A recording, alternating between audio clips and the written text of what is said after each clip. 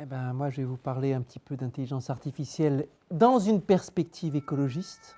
On est là sur un sujet technique, hautement technique et transversal. Ça s'invite dans tous les champs disciplinaires. C'est des sciences dures, c'est des sciences humaines. Mais on est ici sur un sujet très politique. Et évidemment, on ne peut pas juste regarder, laisser passer l'intelligence artificielle si on est un parti qui estime important d'agir sur les grands débats de société, préserver ce à quoi nous tenons, bien être au courant, bien s'engager pour faire évoluer les choses dans la bonne direction. C'est un sujet qu'il faut aborder en face. Et d'abord, l'intelligence artificielle, c'est quoi? Le mot est très mal choisi, c'est comme ça.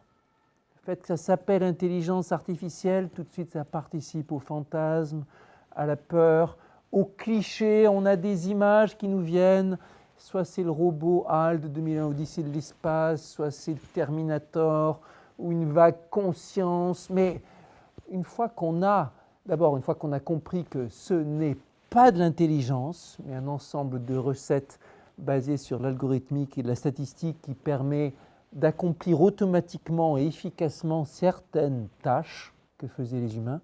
Donc, une recette qui automatiquement fait certaines tâches. Et une fois qu'on a rencontré des personnes qui programment, des personnes qui l'utilisent, qu'on a vu plus concrètement les problématiques, les dangers réels, mais aussi tout ce qu'il peut y avoir d'intéressant, tout ce que ça peut apporter à résoudre certains problèmes, ça participe à désacraliser, démystifier l'intelligence artificielle, et c'est la première étape importante. L'intelligence artificielle, c'est un domaine qui s'est développé de façon pragmatique. Ça fait des années que les théoriciens courent derrière les développeurs, en essayant d'expliquer pourquoi les réseaux de neurones sont aussi efficaces, pourquoi les algorithmes des grands modèles de langage, ChatGPT, c'est les LLM, Large Language Model, c'est une technique qui est apparue il y a 5-6 ans, pourquoi c'est aussi efficace, et qu'ils ne savent pas. Et vraiment, ce n'est pas qu'il y ait un truc mystérieux comme quoi l'IA aurait pris son envol, nous aurait échappé. C'est juste que la science algorithmique est encore impuissante à expliquer ça. C'est le fait qu'on ne comprend pas certaines choses importantes, certaines choses de base sur la façon dont un algorithme arrive à converger, à donner un résultat plus ou moins vite en fonction de la structure du problème qui est posé, en fonction de la structure des données. Ça traduit de notre ignorance dans le domaine algorithmique. Mais il n'y a là rien de sorcier. Et c'est quelque chose qui doit inciter à développer la recherche en algorithmique pour mieux comprendre ça. Donc ça fait longtemps que les théoriciens courent derrière les pragmatiques, ceux qui codent, et ça fait longtemps aussi que dans le domaine, on a vu des choses résoudre. On a une grande morale, si vous voulez, c'est qu'on arrive sans intelligence à faire des choses qu'on croyait vraiment demander beaucoup d'intelligence. Aujourd'hui, un algorithme, quand on le défie au jeu de Go, va être bien meilleur qu'un être humain, mais considérablement meilleur. Il n'y a pas photo. Le match, on peut faire jouer aujourd'hui l'algorithme de Go, les meilleurs du monde, contre les meilleurs humains du monde, ça gagnera 100 parties à 0. Un match, il n'y a pas de match. Aujourd'hui, les algorithmes, on leur donne une image médicale, un scanner, ils vont identifier un cancer avec plus de taux de succès que les meilleurs humains, les meilleurs docteurs dans le monde. Bon. Pourtant, l'algorithme, ce n'est pas ce que c'est un malade, ce n'est pas ce que c'est une tumeur, mais simplement à une telle base de données en stock qu'elle arrive à détecter, à faire le lien, à voir que ça ressemble à telle ou telle chose avec sûreté. L'intelligence artificielle, c'est le mot qu'on utilise dans le débat public, politique, mais les experts, ils ne s'appellent pas spécialistes d'intelligence artificielle. Peut-être qu'ils utilisent ce nom pour les journalistes, mais entre eux, ils vont utiliser d'autres noms. Et la plupart du temps, ce qui les distingue, c'est avant tout les techniques d'apprentissage dont ils sont spécialistes. L'apprentissage, c'est la procédure par laquelle on met au point l'algorithme et on lui apprend à donner le bon résultat. On va lui apprendre à distinguer les images médicales qui correspondent à cancer de celles qui correspondent à un organisme sain, etc. 3 grandes méthodes d'apprentissage. l'apprentissage par règles, c'est comme un cours d'université où on explique à l'algorithme quelles sont les règles. De la même façon, quand vous allez à la fac, on vous dit voilà le signe qui détermine telle ou telle maladie, ou on vous dit voilà les règles que vous devez appliquer quand vous êtes face à une équation différentielle ou quelque chose comme ça, des règles. On appelait ça les systèmes experts dans le temps, on appelait ça l'IA ontologique, ce que vous voulez, mais c'est l'IA par règle. C'est la grammaire quand vous apprenez une langue étrangère, ce que vous voulez. Deuxième méthode qui aujourd'hui tient le dessus du pavé, celle qui est la plus employée, l'IA, l'apprentissage statistique. On donne un paquet d'exemples à l'intelligence artificielle et grâce à ces exemples, on calibre l'intelligence artificielle pour qu'elle fasse la tâche qui est requise. Par exemple, avec ces exemples, elle va apprendre si j'ai cette configuration sur l'échiquier, quel est le coup qu'il faut que je joue. Ou si j'ai telle phrase en français, quelle est la phrase qui correspond en anglais. Comme un enfant qui apprend à traduire parce que dès son plus jeune âge, il est plongé dans un bain où il a un parent qui parle anglais et l'autre qui parle français. Et comme ça, il apprend à faire les correspondances. Il ne connaît rien à la grammaire, il n'a pas appris le vocabulaire, mais il l'apprend comme ça, il en est imprégné par les exemples. Troisième démarche, par le renforcement, par exploration des possibles. L'intelligence artificielle va jouer le jeu, va jouer des milliards de parties d'échecs contre elle-même pour apprendre dans toutes les configurations, explorer les possibles, comme, je ne sais pas moi, un poète qui passerait des années à explorer toutes les phrases possibles, tous les ressorts possibles, tous les assemblages de mots possibles, et en tirerait des conclusions en ayant découvert ça par ce travail personnel. Et l'intelligence artificielle, c'est des algorithmes, il y en a des centaines différents, qui participent soit de l'apprentissage par règle, soit de l'apprentissage par l'exemple, soit de l'apprentissage par exploration. Évidemment, ça fait plein de disciplines, sous-disciplines, plein d'exemples, plein de cas d'application, et c'est avec ça que certains algorithmes vont être calibrés pour trouver le plus court chemin avec les transports en commun entre, je sais pas, Tours et Tourcoing, ou d'autres, ça va être pour détecter automatiquement sur une photo d'un végétal qui est parasité, quel est le parasite, ou à partir d'une image de sol, quel est le type de sol et quel est le type de champignon mycorhizien qu'on a envie d'associer aux cultures en symbiose qui va le mieux se développer. Ou encore à partir de telle forme, je ne sais pas moi, vous lui montrez une forme sur un meuble, un trou qui a été conçu pour permettre de mettre tel ou tel tenon, telle ou telle vis. Il va tout de suite vous dire qu'est-ce qui est probablement la fonction de ce trou, comment est-ce qu'on peut le mettre, etc., etc. Tout ce que vous voulez.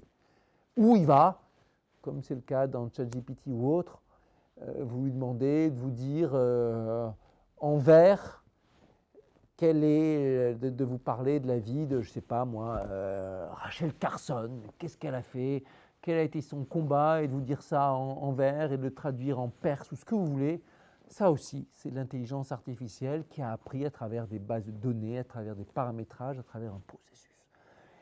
Il n'y a pas de définition précise, c'est tout un ensemble de recettes. Et ces outils, qu'est-ce qu'on va en faire? Qu'est-ce qu'ils font? Quels sont les enjeux qui sont derrière? Vous avez vu dans la description que j'en ai donnée à quel point c'est un domaine qui s'est développé de façon pragmatique. Et oui, pour les meilleurs experts du sujet, ça a été un choc quand un beau jour de 2012, ils ont appris dans un concours que les algorithmes de réseaux de neurones qui étaient développés dès les années 80 par certains des leurs, mais en lesquels ils ne croyaient plus, eh bien finalement, ils faisaient bien mieux que prévu.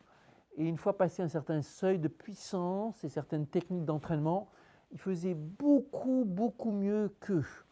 Et ça a été une humiliation pour eux. Ils n'en sont toujours pas revenus. Et c'est un domaine donc, qui s'est développé de façon très pragmatique, un domaine dans lequel on progresse par l'expérimentation. C'est un domaine qui progresse aussi par le partage. Par le partage de données, parce que c'est les grandes bases de données qui permettent, par exemple, une boîte française qui s'appelle Cardiologue, qui fait de la prédiction à partir d'électrocardiogrammes, et bien, ils avaient besoin d'avoir des centaines de milliers d'électrocardiogrammes pour calibrer leurs algorithmes, être capable de détecter automatiquement sur l'électrocardiogramme s'il y a une situation pathologique ou un danger. Bon. Donc partage d'informations, partage de compétences aussi. Les histoires qui se sont bien développées en matière d'intelligence artificielle et santé, c'est des histoires où il y a eu un bon contact dans la durée entre l'équipe de médecins et l'équipe de programmateurs. Je reviens encore et encore sur cet exemple de la santé, parce que c'est le domaine certainement dans lequel l'IA a le plus de succès pour l'instant, où on a pu faire le plus de démonstrations d'efficacité, nouveaux traitements, nouveaux types de diagnostics, nouvelles possibilités. Des colloques dans lesquels on discute de nouvelles possibilités pour rendre un geste chirurgical plus sûr ou faire du diagnostic automatique, remplacer le diagnostic médical dans des pays où il y a des déserts médicaux considérables, bien pires que ceux qu'on a en France, même si c'est une réalité aussi en France, et ainsi de suite. Donc, le partage est un mot-clé, c'est un domaine qui se nourrit de partage des compétences, qui s'inscrit dans la confiance, soit la confiance du partage donné, soit la confiance de la coopération entre acteurs de différentes disciplines. Et c'est un domaine de souveraineté, parce que sans arrêt, il y a la question de la souveraineté entre l'humain et la machine. Quel est l'usage dans lequel la machine va se mettre au service de l'humain et améliorer la qualité de notre service, notre relation entre les humains, ou quand est-ce qu'au contraire, on va devenir tellement dépendant de la machine que ça va nous fragiliser, que ça va nous appauvrir.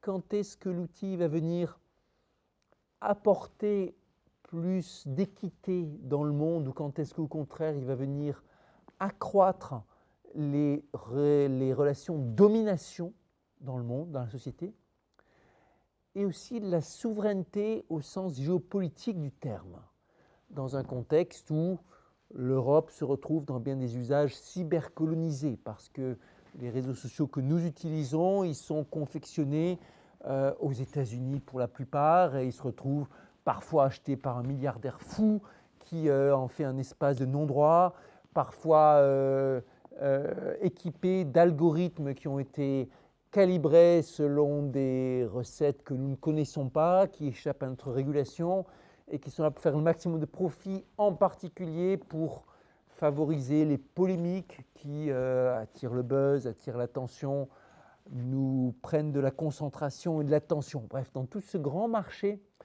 où il y a par exemple un extraordinaire marché de l'attention, une économie de l'attention qui est sans arrêt en train d'essayer d'occuper notre cerveau, notre espace mental et de se rappeler à nous, de nous donner de la publicité, de donner des messages, de nous influencer. Là-dedans, il y a aussi derrière une géopolitique extrêmement importante, avec des lobbies à l'œuvre, des puissances étrangères qui veulent nous attaquer et tout ce que vous pouvez imaginer comme travail d'influence.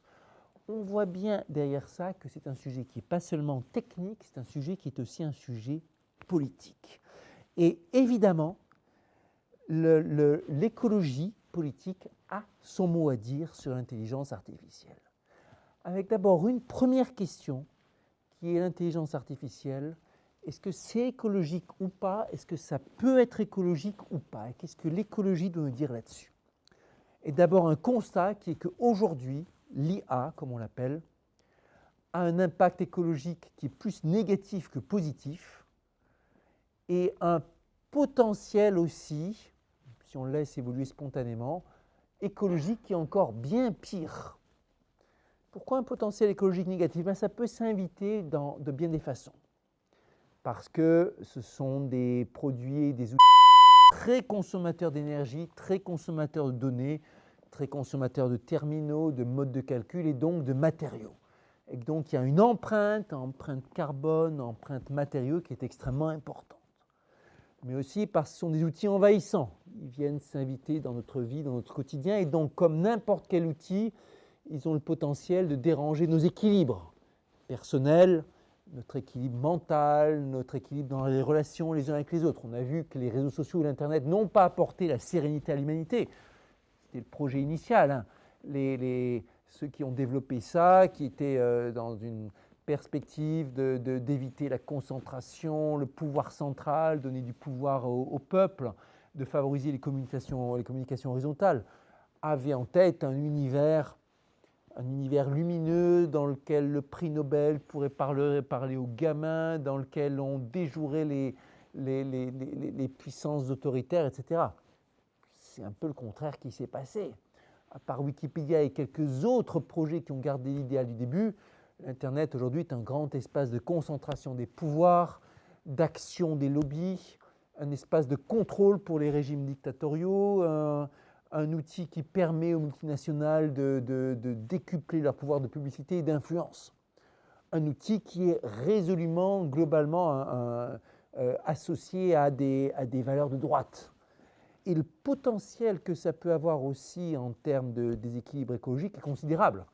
Aujourd'hui, vous avez déjà des outils d'intelligence artificielle qui sont là pour plus efficacement convaincre l'humanité d'acheter des SUV, ou qui aident à découvrir de nouveaux gisements pétroliers et à les mettre en œuvre, ou qui participent à la bataille culturelle pour promouvoir le climato-scepticisme, lutter contre la transition écologique, et tout ce que vous voulez. Donc, tout ça, ça a un gros potentiel de nuisance.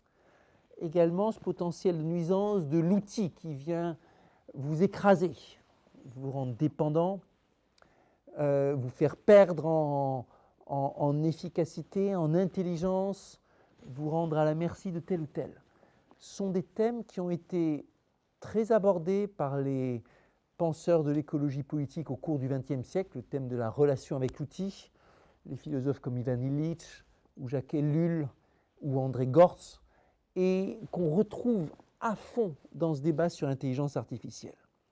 Ivan Illich parlait de la convivialité d'un outil comme étant la capacité qu'a un outil à nous améliorer nos performances intellectuelles et physiques. Et si l'outil est tel qu'on peut l'utiliser pour nous développer, nous améliorer en tant qu'humains, il est convivial. Et si au contraire, il est tellement développé qu'on en devient dépendant et que ça se fait au détriment de nos capacités, eh ben, c'est le contraire. Et le même outil, selon le seuil auquel il est développé, peut passer de l'état convivial à l'état où il nous a servi. Et c'est à nous de réguler ou de travailler, soit par la loi, soit par la norme, soit par les principes, soit par les recommandations, pour garder les outils en tant qu'outils conviviaux. Là, je vous ai donné tout un narratif mauvais, et je dois ajouter que dans l'intelligence artificielle, derrière l'intelligence artificielle, il y a un outil redoutable anti-écologiste qui s'appelle le techno-blanchiment. Techno-blanchiment, appelez-le le tech-washing, c'est chaque fois que une puissance, un pouvoir public, veut détourner l'attention dans le débat public d'un problème qui devrait affronter en face, un problème qui peut se résoudre avec des outils de basse technologie, mais qui demande un grand pouvoir, un grand risque politique, un grand courage. Et à la place, on va détourner l'attention sur quelque chose qui a peu d'impact, mais qui est à haute technologie. Exemple en or, quand il y a 2 ans, le gouvernement nous explique le futur de l'agriculture, c'est l'intelligence artificielle, la robotique et l'édition génomique. Bon. Ça, c'est du techno-blanchiment. Les outils que j'ai dit là, on ne va pas se lancer dans le débat ici et là, mais aussi bien l'édition génomique que l'intelligence artificielle, que la robotique, ils peuvent avoir dans certains cas un impact positif. Mais objectivement, si on regarde en face, au vu des réalisations, si on regarde le grand différentiel entre les promesses de ces secteurs depuis des décennies et ce qu'ils ont arrivé à fournir, ça restera un rôle minoritaire. Et le gros d'une transition écologique, d'une politique écologique de l'agriculture, on sait ce que c'est. C'est la sortie des engrais issus des fossiles. C'est la sortie des pesticides, des insecticides, des fongicides. C'est le changement des comportements dans l'alimentation et dans la distribution. C'est la revalorisation des métiers d'agriculteurs et d'agricultrices, parce qu'on va avoir besoin de beaucoup plus d'agriculteurs pour produire d'une façon écolo. Eh bien, ces 4 facteurs, ce n'est pas de la haute technologie. C'est un gros pouvoir politique en revanche. Ça demande d'affronter en face des questions de modèle économique, des questions de lobby, des questions d'intérêts constitués, des questions d'habitude, y compris des habitudes toutes bêtes, mais qui pèsent sur la société. Et l'intelligence artificielle, ça nous aidera guère pour tout ça. Pas grand-chose là-dessus. En revanche, c'est quelque chose qui attire l'attention. Alors dire « je vais résoudre votre grand problème en développant l'intelligence artificielle », ça permet de détourner l'attention. On va appeler ça du techno-blanchiment. Et c'est redoutable dans le débat public. Là, j'ai cité l'exemple de l'agriculture, mais il y en a tellement d'autres. Est-ce qu'il y a des usages positifs de l'IA en écologie? La réponse est oui, et un paquet, dans les domaines les plus variés. Il y a une boîte qui s'appelle Mycophyto, que j'ai invité en débat à la dernière fête de l'UMA pour venir débattre des ombres et lumières de l'intelligence artificielle. Et les auditeurs étaient vraiment sont rentrés dedans, bien accros. Donc c'est une boîte qui utilise l'intelligence artificielle pour, à partir d'images du sol et des paysages, détecter automatiquement le type de champignons mycorhiziens qu'ils vont utiliser dans leur catalogue. Ils en ont 300, 400 peut-être, qu'ils utilisent comme adjuvants en symbiose pour les cultures, en fonction du sol, en fonction du type de végétation, en fonction du type de culture, pour que les végétaux ils soient renforcés par ces champignons mycorhiziens pour être plus économes en eau, pour être plus résistants face aux maladies, etc., etc. Ce qu'il y a dans le sol, c'est une vraie solution biologique. C'est quelque chose qui ne repose pas sur du pesticide, sur de la chimie destructrice. C'est une vraie solution écologiste et qui utilise de l'IA pour accélérer la réponse. Ça évite d'avoir à faire des prélèvements, à faire des essais et des erreurs. Ça, dans un domaine où si vous loupez le coche en matière de plantation, peut-être qu'il faudra attendre l'année d'après pour réessayer. Donc c'est un vrai outil intéressant là-dedans. Mais l'IA, ça peut aussi être là pour aider votre exploitation et ça peut être tenir votre comptabilité plus facilement, ça peut être plus aisément détecter quel est le bon moyen pour faire votre moisson, et ce sont des exemples qui existent. Ça peut être pour aider les experts du GIEC à avoir des rapports qui sont plus précis dans des mailles que la modélisation ne permet pas de faire, ou pour présenter les résultats d'une façon plus frappante et qui parle aux décideurs. Ça peut être pour vous aider à mener la bataille culturelle sur les réseaux sociaux. Je connais même des activistes qui ont appris à programmer l'IA de façon qu'elle tienne le rôle d'un conservateur ronchon contre lequel vous allez pouvoir vous entraîner à trouver les bons arguments qui marchent, de sorte qu'après, quand vous serez sur votre émission, vous avez déjà l'habitude de quels arguments on va vous opposer, de quels arguments vous pouvez utiliser pour contre-attaquer. C'est utiliser l'intelligence artificielle pour repérer les piscines illégales et faire de la chasse à la fraude dans ce genre de contexte. C'est utilisé pour avoir une meilleure image des flux d'eau et dans un contexte de sécheresse, savoir où est-ce que va l'eau, où est-ce qu'elle est surexploitée, où est-ce qu'il y a de la fraude dans ci, dans ça. Bref, toutes sortes d'usages qui peuvent être là aussi. Et c'est notre devoir en tant qu'organe de réflexion politique que d'avoir bien conscience des dangers, des potentiels atouts, des références et d'utiliser ça pour mener la lutte.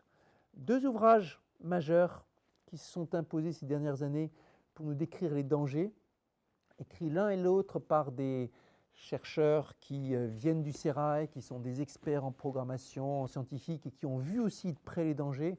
L'un de la chercheuse américaine Cathy O'Neill sur les dangers de l'intelligence artificielle s'appelle Weapons of Math Destruction, les armes de destruction massive, mathématiques, en français ça doit être algorithme, la bombe à retardement, analysant beaucoup d'exemples dans lesquels l'IA a été dévoyée, soit par incompétence, soit par malveillance, et donnant des règles pour éviter cela et pour mieux déployer l'algorithmique. Et le deuxième, Toxic Data, de David Chavalarias, le directeur de l'Institut des systèmes complexes. J'étais avec lui en débat il y a encore quelques heures dans une conférence où on parlait de traduction automatique par intelligence artificielle, les avantages, les dangers, ce que ça sait faire, ce que ça ne sait pas faire. Et lui est un expert de la bataille culturelle sur les réseaux, comment est-ce qu'on mesure, comment tel et tel lobby font leur action, comment telle ou telle idée gagne ou perd du terrain, comment les algorithmes peuvent avoir un rôle délétère, comment ça sert à comment la fabrication de bulles d'information peut détruire la société, comment les réseaux sociaux et les algorithmes menacent la démocratie. Ces 2 ouvrages nous apportent des exemples, des remèdes, ça fait partie des choses qu'il faut potasser aussi.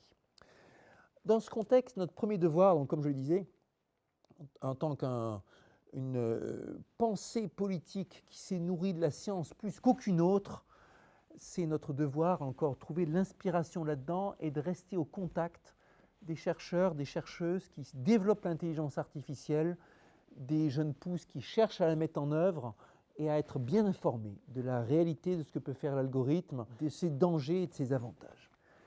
Notre devoir aussi de nous demander ce que nous voulons préserver et pourquoi il est important de lutter. Lutter pour la science en tant qu'espace de liberté, de création intellectuelle humaine, oui, et c'est bien pour ça qu'il ne s'agit pas de brider la recherche algorithmique en tant que telle, au contraire, nous avons besoin de nos chercheurs, de nos universités, et l'idée de brider cela, l'idée qui a pu circuler à un moment d'un moratoire sur la recherche en intelligence artificielle est la pire qui soit. Ça veut dire qu'on laisserait le champ libre à nos ennemis pour développer et faire les expérimentations sur ces armes et les développer et tenter plus, pendant que nous, nos chercheurs, si je puis dire, ceux qui travaillent dans l'intérêt public, ceux qui travaillent dans les universités, seraient eux bridés et nous serions de plus en plus faibles face à nos ennemis. Premièrement, préserver la science en tant que telle. Deuxièmement, bien sûr, préserver la planète et avoir une pleine conscience des dangers qu'il peut y avoir, soit que ce soit un excès de consommation d'énergie ou de ressources d'intelligence artificielle, mais aussi tout ce en quoi l'intelligence artificielle peut se mettre au service des destructeurs de notre monde. Préserver notre société dans ses équilibres, dans sa sérénité, dans notre rapport aussi au temps de travail, avoir bien conscience de ce qui peut être menacé par rapport à ça. Préserver le rapport entre l'humain et l'outil et bien attaquer chaque fois qu'on peut avoir l'impression dans les usages que l'outil est en train de se transformer en notre maître, est en train de nous enchaîner, et faire des recommandations sur les réglementations par rapport à ça. A contrario, avoir en tête et voir quand est-ce qu'on ne donne pas assez de place à l'outil pour se développer. Par exemple, il y a des projets aujourd'hui médicaux qui sont bloqués par un excès de réglementation dans le domaine des données personnelles liées à l'algorithmique. Et ça veut dire à la fin, ce sont nos médecins qui nous disent ça, dans certains cas, des protocoles qui n'arrivent pas à aboutir, des vies humaines qui sont perdues parce qu'on s'est interdit de travailler sur tel ou tel secteur. C'est quelque chose qu'il faut avoir en tête aussi. Et puis, pour nous qui sommes résolument européens et fédéralistes, préserver l'Europe dans un contexte où l'Europe, malgré toute sa force en termes de développement algorithmique, se retrouve menacée par les puissances extraordinaires du côté américain en particulier pour l'algorithmique, du côté asiatique en particulier pour le matériel, le hardware. Et c'est notre devoir que d'arriver à défendre l'Europe, à assurer sa souveraineté face à ces deux gigantesques écueils. L'Europe est affaiblie par sa division sur ce domaine, et c'est notre devoir aussi que de lutter pour sa préservation. Quelques pistes qui demanderont à être approfondies, mais qui peuvent être des pistes de réflexion pour nous dans le contexte. D'abord, agir et s'informer, entretenir explicitement des lieux de débat, d'information, de contact avec le monde de la recherche en matière d'algorithmique, mais aussi le monde de l'entreprise. Travailler toujours à ce diptyque, favoriser l'expérimentation, mais réguler. Se souvenir d'ailleurs que le règlement général de protection des données a été initié dans la sphère écologiste par un eurodéputé vert allemand, Herr Albrecht, qui avait en tête qu'il fallait investir ce domaine de l'algorithmique. Et dans un contexte, on a vu les gigantesques scandales d'espionnage, les affaires où l'État s'est retrouvé dénoncé par les lanceurs d'alerte comme Snowden, comme Manning, comme Assange. Et comme il y avait besoin de réguler, et s'est lancé dans ce qui semblait au départ utopiste, et finalement s'est imposé comme quelque chose d'indispensable, le RGPD. Donc réglementation, expérimentation. Contrôler sans arrêt l'impact environnemental, demander des études, des évaluations, interroger les entreprises là-dessus, demander des labels, savoir ce qu'il y a derrière. Et estimer, voir comment il est légitime pour le domaine de dire ou de soumettre à la société le fait qu'on ne doit pas dépenser plus que tel niveau d'énergie, tel niveau de matériaux à tels usages. Vérifier que nos alliés sont équipés en matière d'intelligence artificielle.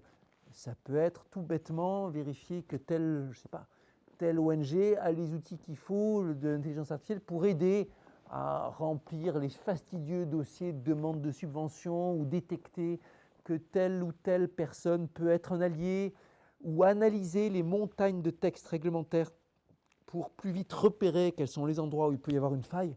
Tout est possible. Il y a tellement de choses dans le domaine politique qui passent par la parole, soit par l'analyse, soit par la production de parole, et ces outils sont devenus tellement performants que bien sûr, ils peuvent aider. Bien sûr, ça va être aussi former les étudiants et les décideurs. Et je veux dire, c'est important que nos étudiants qui se lancent dans l'algorithmique et dont on est fier soient aussi conscients des enjeux écologistes qu'il y a derrière. C'est important que dans toutes les formations, il y ait une sensibilisation à l'impact de leur discipline et qu'ils soient bien formés, bien rodés dans le positionnement éthique. Il ne s'agit pas d'introduire les partis dans l'enseignement des universités, mais demander dans un contexte de crise écologiste que chaque filière universitaire donne à ses étudiants le moyen d'apprécier les impacts écologistes, soit environnementaux, soit sociétaux, liés à sa discipline, c'est juste du bon sens.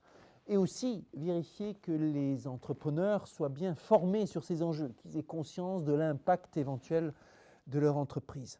Et puis, résolument, une action européenne. Ça veut dire développer les réseaux de recherche européens, ça veut dire développer la force de frappe européenne, ça veut dire peut-être, je lance ça en l'air, permettre à l'Europe de développer quelques modèles, quelques-uns de ces grands modèles de langage, sont des modèles comme ChatGPT. Ils sont extrêmement efficaces, mais extrêmement coûteux, ce qui veut dire qu'on ne va pas en développer 36, qu'on ne va pas permettre à chaque entreprise d'en avoir, mais qu'il est légitime à l'échelle européenne de se doter d'un ou deux, par exemple, de ces outils qui seront alimentés par tout le corpus européen, se souvenant que aujourd'hui encore, la plus grande entreprise, la plus efficace entreprise de traduction automatique s'appelle DeepL. Au départ, ce sont des Suisses, l'entreprise est allemande, et ils ont profité à fond du corpus politique européen pour alimenter leur base de données. Comme l'Union européenne avait plein de langues différentes, pas 36 mais presque, et comme il y avait des documents écrits dans toutes ces langues européennes, ça faisait tout autant d'espaces de traduction de textes longs et techniques qui ont permis de calibrer de belles traductions. À la fin des fins, c'est un projet qui aujourd'hui encore est leader mondial, si je puis dire, DeepL. Et tout ce qui pourra contribuer à renforcer notre protection, notre puissance européenne, sont autant de choses qui amélioreront le bien-être ou qui pourront indirectement améliorer le bien-être des citoyens européens. Voilà quelques pistes qu'il est important que nos élus, nos militants écologistes, nos organes de recherche intellectuelle écologistes, nos partis écologistes puissent prendre à bras le corps. Évidemment, alors on sait bien qu'au sein des écologistes même, et c'est légitime, il y a plusieurs attitudes par rapport au mot décroissance ou au label décroissance, certains qui revendiquent résolument et fièrement le terme de décroissant, d'autres qui disent que ce n'est pas un bon sujet et qu'il faut éviter ce débat qui est clivant, d'autres parlent de post-croissance, certains se revendiquent agnostiques par rapport à la croissance. Tous admettent qu'il y a des choses qui doivent décroître de façon importante dans notre environnement. Pour prendre juste un exemple qui semble évident, on ne résoudra pas le problème de pollution du monde si on ne fait pas décroître la production de plastique de façon radicale. On ne résoudra pas les problèmes de mobilité si on ne fait pas décroître le nombre de voitures individuelles.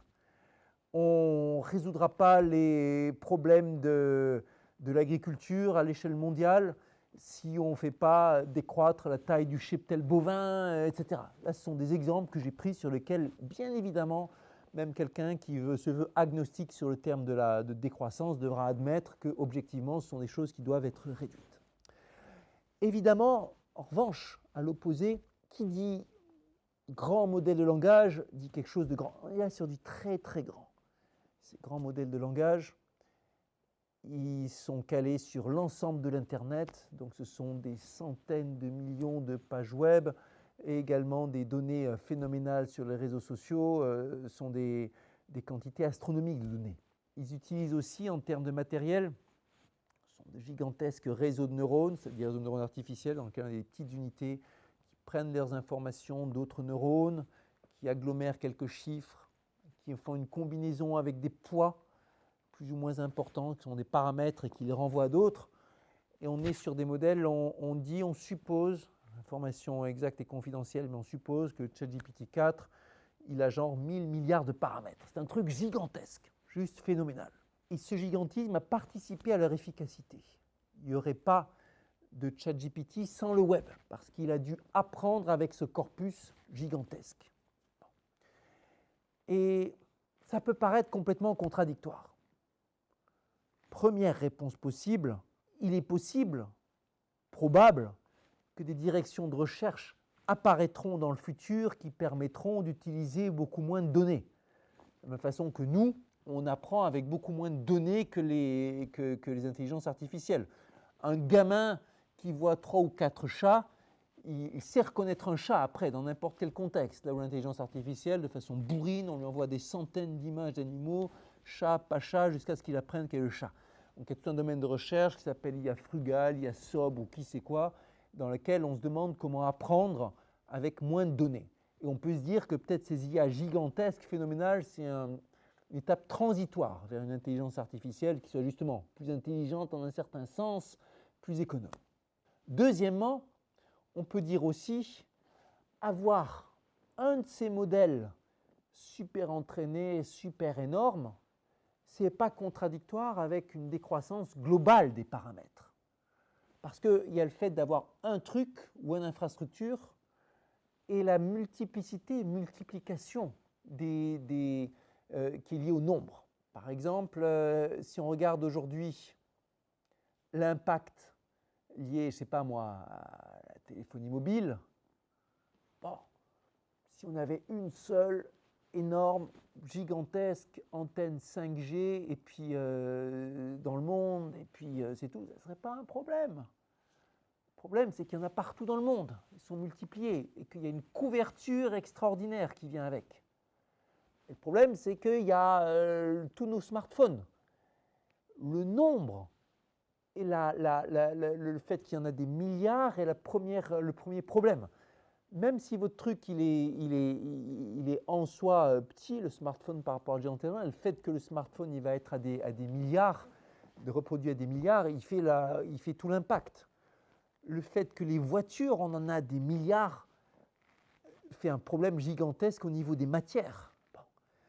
Donc, imaginons que dans le même temps, on ait des smartphones plus durables, plus remplaçables, plus économes en matériaux, partout dans le monde, et un service d'IA qui, lui, est plus gros, mais qui alimente le tout, ben peut-être que ça, à la fin, ça sera plus sobre, plus économe que ce qu'on a aujourd'hui.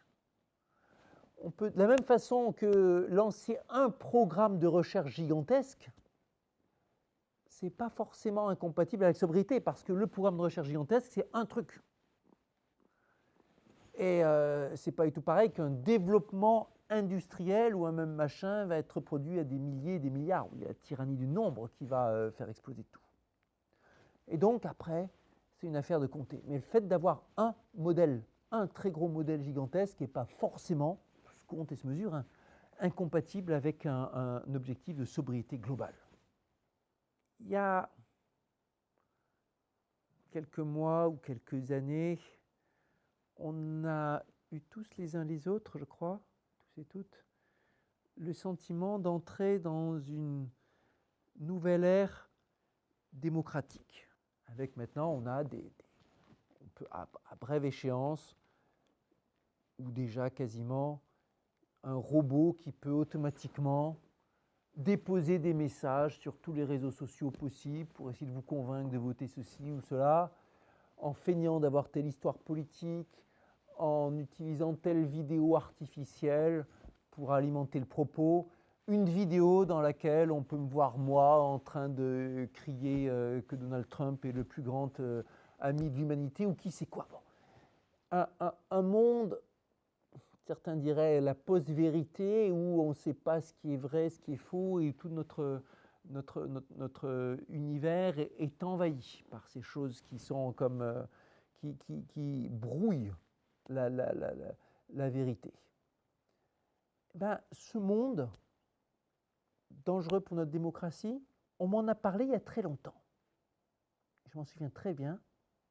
C'était dans mes années insouciantes d'étudiant, où j'étais élève en mathématiques, algorithmique, à Normal Sup, rue d'Ulm. Et dans la même rue, il y avait les élèves des arts déco.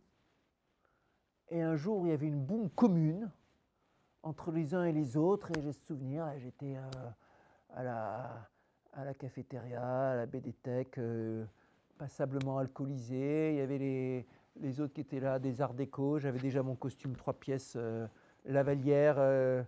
Et ils m'avaient caricaturé sur les murs de la cafette et tout ça. Et entre deux verres, et ils me racontent ce qu'ils font et tout. Et ils commencent à m'expliquer le monde qui allait venir, dans lequel le perfectionnement des algorithmes allait entraîner la fin du vrai et du faux. Et j'ai essayé de comprendre ce qu'ils me disaient et je ne comprenais pas. Moi, je comprenais les algorithmes mieux qu'eux, mais eux, étudiants en art, en design, ils comprenaient le risque qu'il pouvait y avoir sur la société et sur la démocratie mieux que ce qu'aucun de mes profs de sciences n'a jamais pu m'expliquer. Je ne suis pas tout jeune, je ne suis plus tout jeune. Je suis en train de vous parler d'une soirée qui était il y a presque 30 ans. Et la prédiction est en train de se réaliser.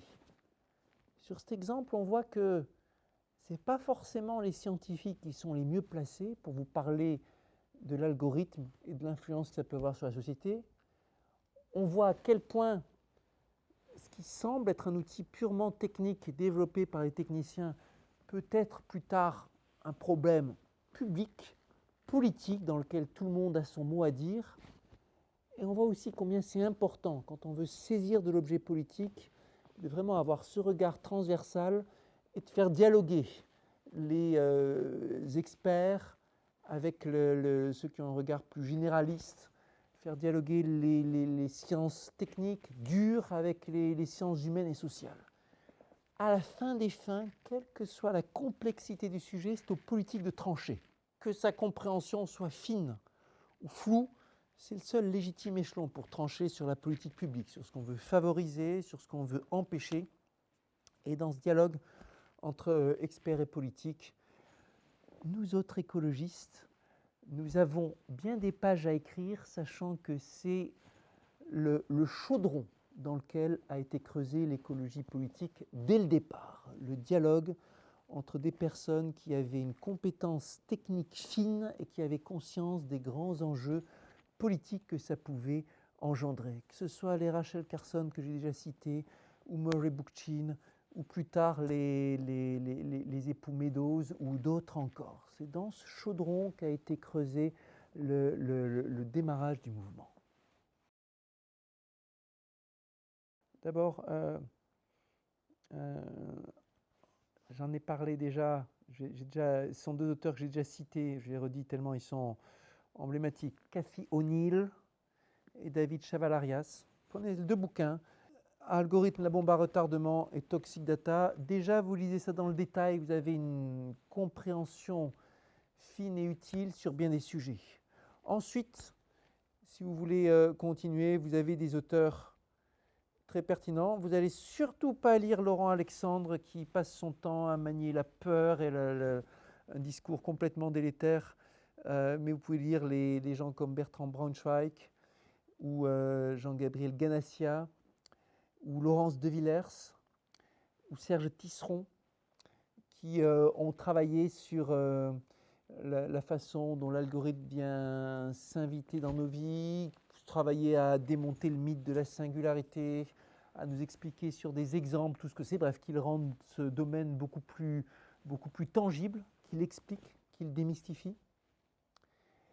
Et puis, c'est bien d'aller dans des forums ici et là. Il y en a. Moi, parmi mes préférés, il y a... ouais, alors Vivatech, c'est algorithmique. C'est ceux que je préfère parce qu'ils sont plus interfacés avec des disciplines plus cœur métier. C'est des salons comme tout bêtement le salon de l'agriculture, dans lequel il y a toujours un stand de la ferme digitale où on voit toutes sortes de choses. Certaines sont des fumisteries et d'autres sont très pertinentes, hein, mais toutes sortes d'entreprises qui se lancent dans l'interface entre intelligence artificielle et l'agriculture. Et puis le salon Innopolis, là c'est l'interface entre l'algorithmique et l'urbanisme. Développement de la cité, cité connectée ou smart city ou ce que vous voulez. Ça peut être de l'éclairage intelligent, ça peut être un système de diagnostic de rénovation thermique ou comment interfacer de l'IA avec un système de chaud et froid, de pompe à chaleur ou de ce que vous voulez. Bref, ça vient l'interfacer avec ce domaine du bâtiment et de l'urbanisme qui est absolument majeur dans les questions écologistes. Et dans la population qui est là, on a une population variée aussi. Certains sont des entrepreneurs, certains sont spécialistes algorithmiques. Ça permet de mieux voir les profils et de se documenter sur les usages. Par exemple, dernier salon, un exemple encore qui était présenté, vous avez maintenant, avec un bête smartphone monté sur un véhicule, de cartographier l'état de vos routes. Ça peut être l'état de vos routes, ça peut être l'état de vos pistes cyclables, ça peut être, vous l'envoyez partout et puis il va automatiquement repérer, puis il sait reconnaître automatiquement si c'est endommagé ou pas, si c'est sale ou pas, et ainsi de suite. Il suffit d'un passage, c'est un bête smartphone. Ou alors faire la recension de toute la végétation dans votre ville. Vous l'envoyez parcourir toutes les routes, il a un algorithme, le petit véhicule avec le bête smartphone, et il vous recense, il vous dit combien vous avez de platanes, combien vous avez de chênes, comment ils sont répartis, où est-ce qu'ils ont l'air en forme, où est-ce qu'ils ont l'air malades, etc., etc. Après, ça peut alimenter le savoir technique d'un jardinier ou quelqu'un qui va être responsable de la biodiversité. Il y a une boîte comme ça qui s'est mise en association avec le Muséum d'histoire naturelle sur le thème aider l'urbaniste à créer la meilleure trame verte ou la meilleure trame noire. Où est-ce que ça va être bien de réduire l'éclairage comme ceci ou comme cela. Bon. Donc à Innopolis, vous trouvez ce genre de personnes et vous pouvez discuter avec eux. Et puis après, en ouvrant les yeux, en lançant le débat, en suivant les tutoriels, est-ce que vous voulez... Ah, tenez, un podcast que j'aime bien, le podcast de Xavier Delaporte, Le Code a changé. C'est un podcast qui parle d'outils d'algorithmique et qui prend bien soin de l'encastrer dans les questions culturelles, historiques, bien le faire vivre comme quelque chose de vivant, pas abstrait, pas désincarné. Le monde est plein de références aujourd'hui pour les esprits curieux.